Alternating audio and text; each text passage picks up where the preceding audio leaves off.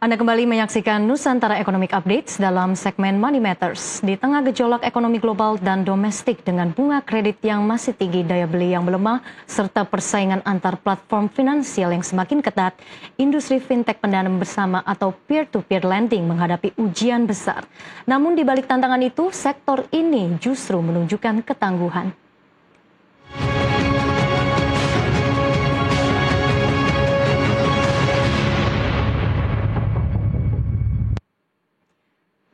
Berdasarkan data Otoritas Jasa Keuangan, total outstanding pembiayaan di industri fintech peer-to-peer lending tercatat mencapai 87,61 triliun rupiah per Agustus 2025. Angka ini meningkat dibandingkan dengan periode yang sama di tahun lalu, menandakan kebutuhan pembiayaan alternatif di masyarakat yang masih tinggi, meski tekanan ekonomi terus berlangsung. Sementara itu, sektor pembiayaan modal Ventura, total penyaluran per Agustus 2025 juga tumbuh positif, mencapai 16,33 triliun rupiah dengan outstanding aset sebesar 26,98 triliun.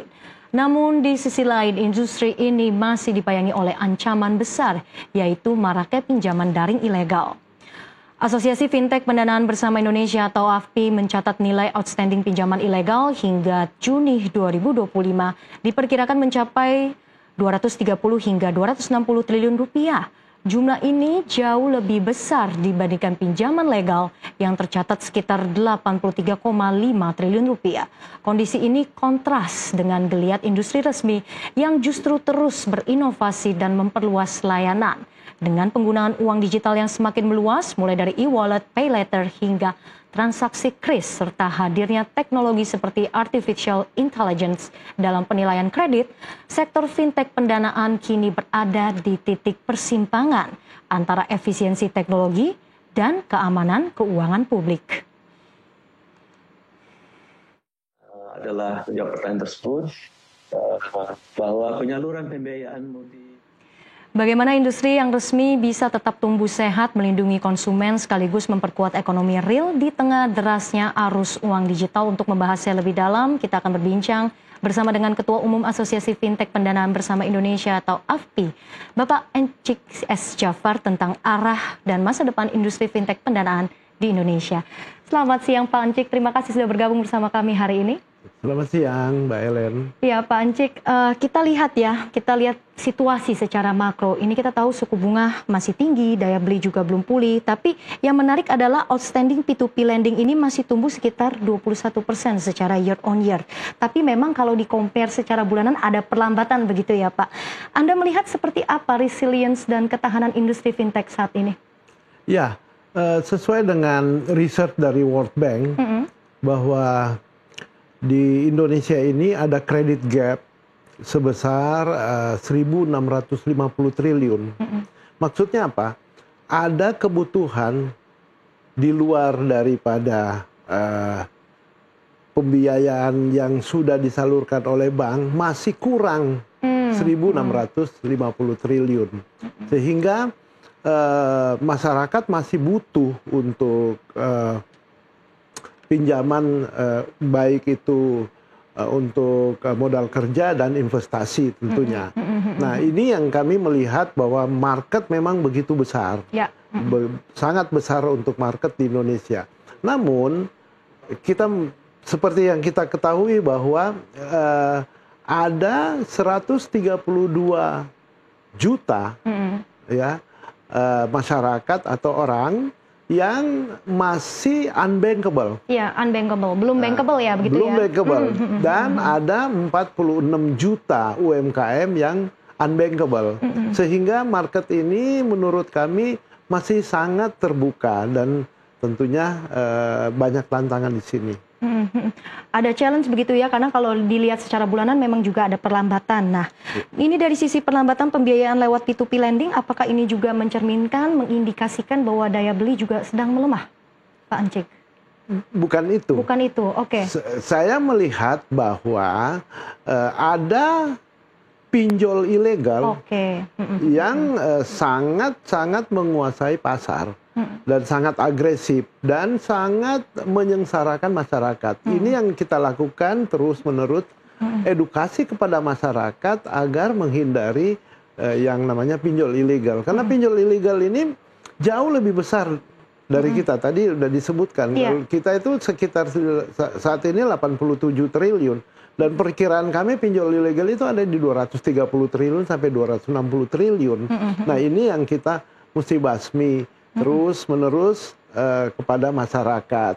Dan yang paling penting adalah pinjol ilegal ini tentunya OJK terus-menerus melakukan pembasmian dengan Satgas Pasti dari OJK, dan Komdiji juga sudah melakukan action terhadap ini. Namun terus-menerus bisa mereka tumbuh dengan subur. Nah ini yang perlu kita harapkan agar pihak berwajib bisa menangkap mereka.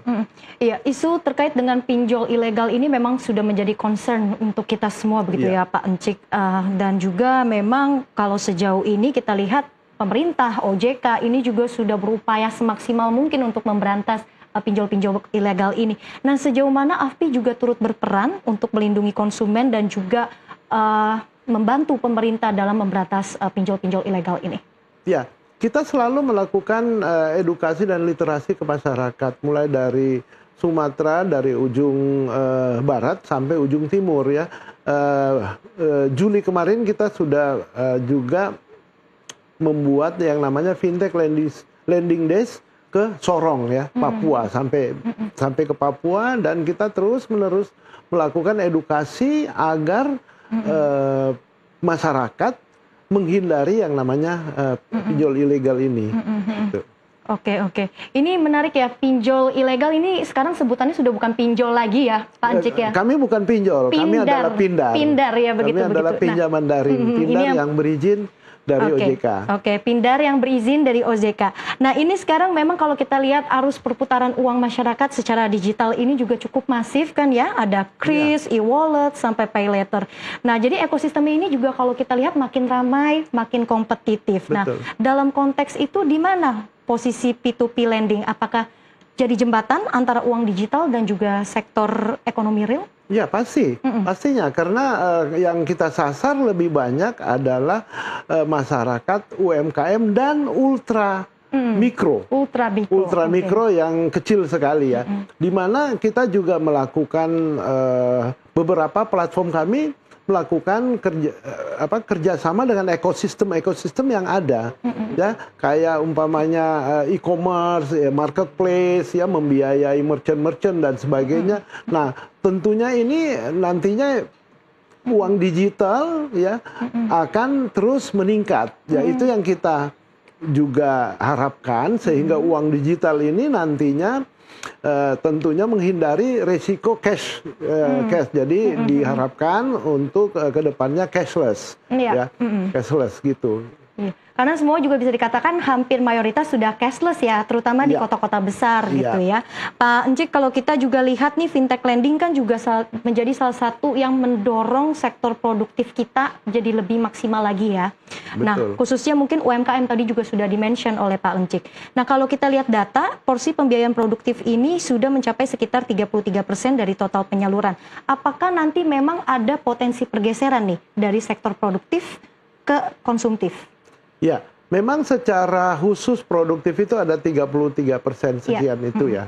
Tapi sebenarnya ada sekitar lagi di antara itu ada 30-40% sebenarnya ultramikro. Oke, segitu ya range-nya ya begitu ya? Ya, betul. Nah, memang kita mengarahnya ke situ. Memberikan pinjaman untuk produktif ya, produktif. Nah, sementara kita juga ada yang namanya kredit multiguna.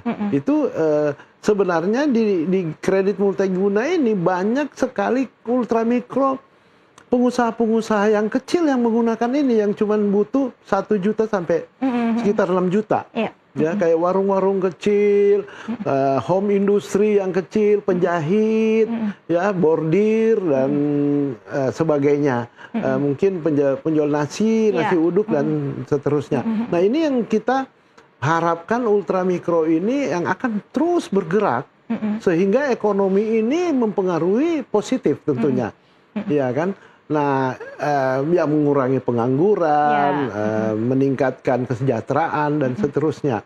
Nah, ini yang kita terus membina. Nah, kami saat ini karena tadi kita sebutkan di pinjol ilegal itu ada 230 triliun lebih.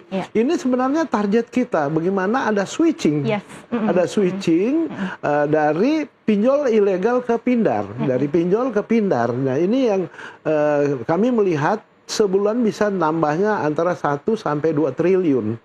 Ya kita melihat ini ada switching dari pinjol ilegal ini. Ini sangat positif.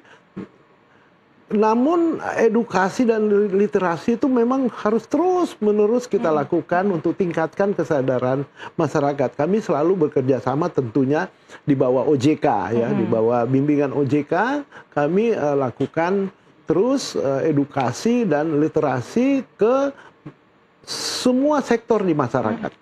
Gitu. Nah ini harapannya adalah bagaimana bisa merich lagi lebih banyak ya. Betul. Untuk ultra mikro. Ini strateginya perlu saya tanyakan lagi, tapi kita harus break terlebih dahulu Pak Encik. Ya pemirsa, dialog segmen Money Matters akan kembali usai jeda, tetaplah bersama kami.